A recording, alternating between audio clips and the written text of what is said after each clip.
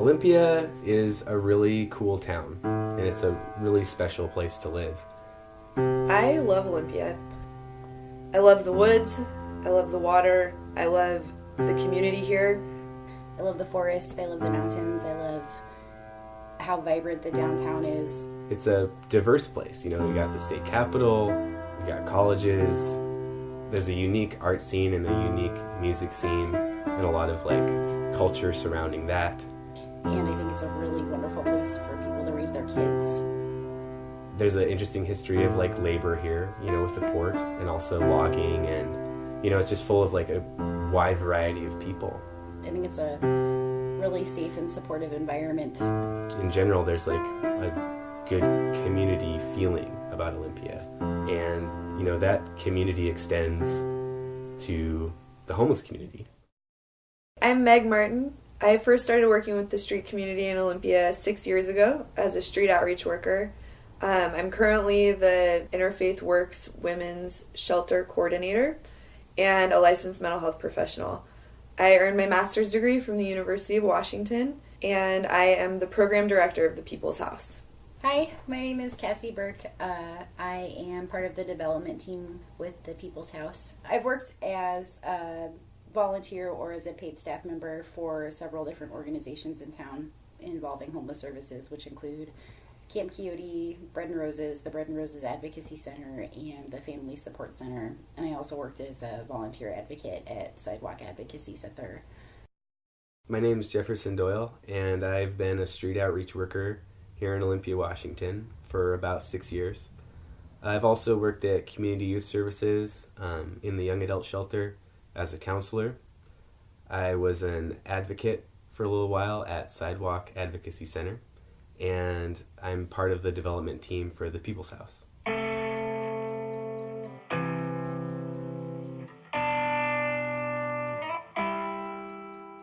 In the winter of 2012, Olympia City Council was dealing with an unmanaged homeless situation. People were choosing to sleep in front of City Hall, and all of this surrounded the issue of there's not enough shelter, and a lot of the services in this town aren't accessible to everyone. The City Council passed some ordinances that banned camping on city property.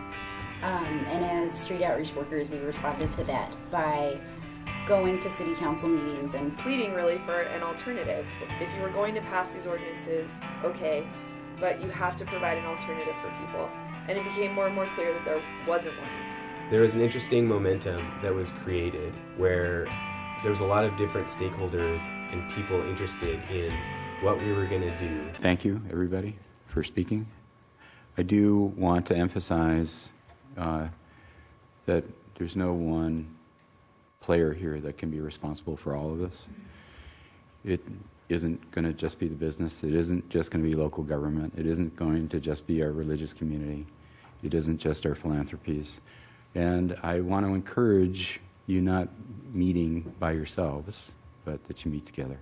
through this really scattered process of trying to find a solution to a really seemingly unanswerable problem is how we were able to connect with people like Annie and Selena through Interfaith Works.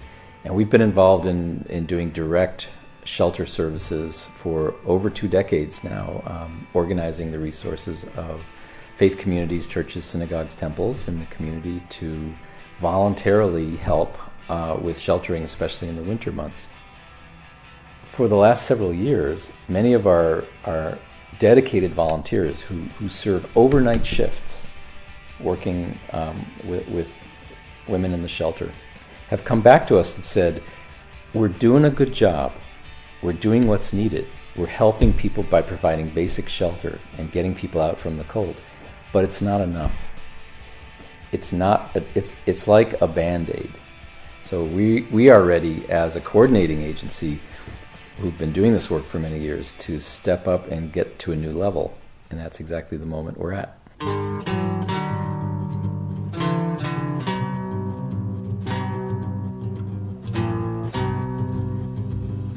The People's House is a proposed homeless shelter program funded by private donations and the Thurston County Home Consortium.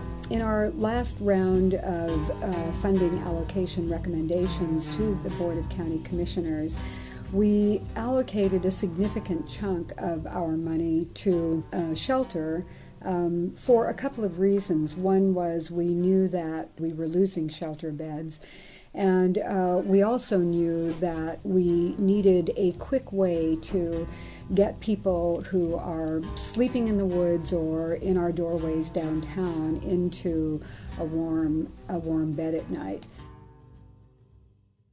People's House is going to be many things. It's going to be a night shelter with 40 beds for adult men, women, couples, The elderly, people with pets and service animals, women escaping domestic violence situations, people in the LGBTQ community. members of different marginalized populations that cannot access shelter elsewhere. It's going to be safe, monitored, with paid, trained, qualified staff, During the day, our day program will include showers, hygiene supplies, laundry where people can clean and dry their clothes, internet, phone, 24-hour bathroom, personal storage, and access to a physical mailing address. places where people can just rest during the day. Through our partnership with the Capital Recovery Center, we will be able to provide on-site mental health support through a certified peer counselor program. And most importantly, we're going to provide a community space with art, music, a community garden, community kitchen, and a place for people to have fun and relax. Okay, I'm Selena Kilmoyer, and I'm a seasoned advocate. I immersed myself in the work with the homeless, the poor, the marginalized, when I came to Olympia about 13 years ago. I came to work at Bread and Roses, an organization that has served the poor and marginalized for more than 3 decades. And it's the People's House staff who are growing from the wisdom that we've been sharing from our experiences at Bread and Roses. All of the good things that worked really well, and all of the things that needed to be improved. And together we are creating something that's just so ideal for 2014. It's a downtown hub of hope and solidarity, which is so dramatically needed. And I don't think any of us can deny that. Part of what's missing in the analysis of the homeless community in the city and the county and even nationwide is the voices of people that are experiencing homelessness. And through our outreach program, we were able to conduct surveys with people to ask them directly what it is that they need. We surveyed a number of people in the street community, asking them about their sheltering habits, where they shelter, have they ever been denied services from shelters in town, and we found out some really interesting information. In the early development of our program, we looked to statistics, to hard numbers. We looked at national best standards for programs like ours, and we also looked at 3 sets of local data. The first one was our surveys that we took of the street community themselves.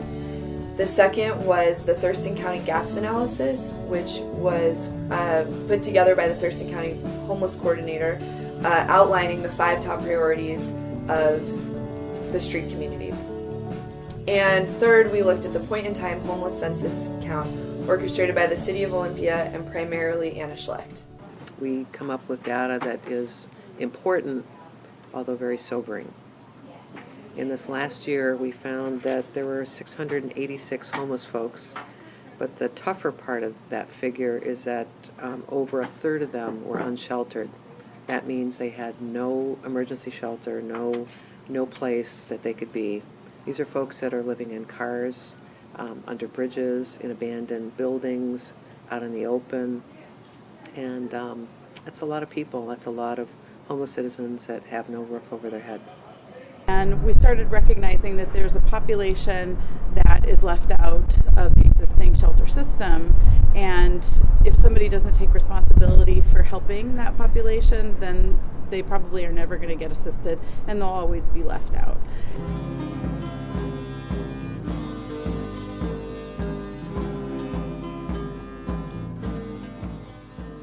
Shelter is one very important aspect of the gaps in homeless services that we're experiencing. Another really important piece that's been missing is a day use drop-in center.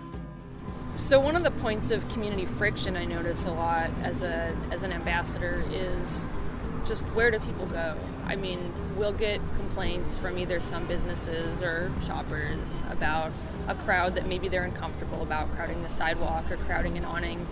And the question in my head, at least, is, well, where do you want people to go? So Bread and Roses had a drop-in center for years, and before that they had a soup kitchen downtown. And so they were always sort of the place we could send people. But since they closed that, there's really been nowhere to send people. So as much as the city wants to keep making laws to restrict the use of public space, there's no publicly accessible space to put people in so that they can get dry, they can just chill, they can sit and have a conversation with someone. So unless you're buying something, there's really nowhere to be downtown anymore.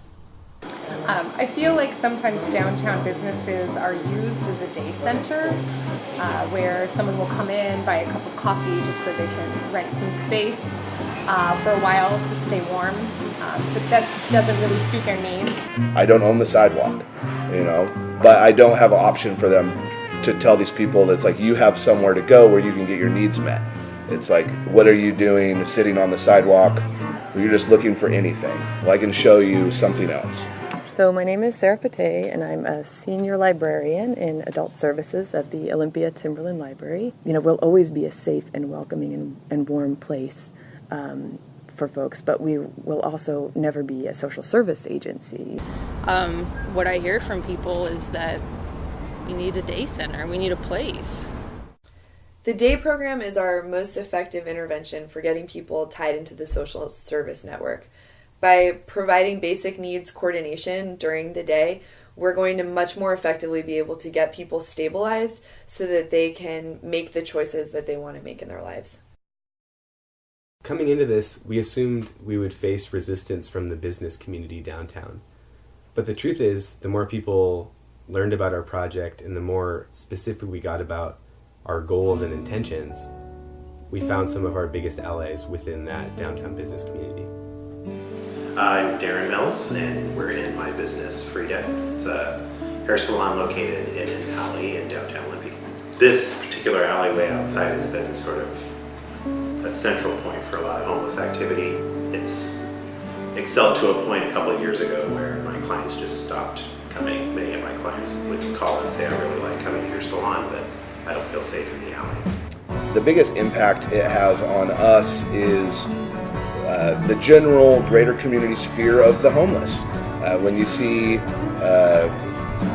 15 youth sitting out in front of any place in a downtown that are not necessarily well-groomed, the average suburban mom doesn't want to necessarily park their car right there, doesn't want to come through. So an idea of a people's house model is going to be tremendously beneficial to the peace of mind, at least, of a business owner. If we can, create a shelter that gets them into that first step of hopefully treatment and on the path to a better life, we're going to see less activity on the street, in the alley, and that's when I think our business community will actually be allowed to thrive. The People's House Project will really help take the pressure off of downtown businesses that are supportive of the homeless community. I don't know everybody, nor do I speak for the business community, but the business community I do speak with, we all support it. My hope for the next 10 years is that people understand that we're talking about people, human beings, and taking the time to understand what the real solutions are, and realizing you can't just wish the problem away.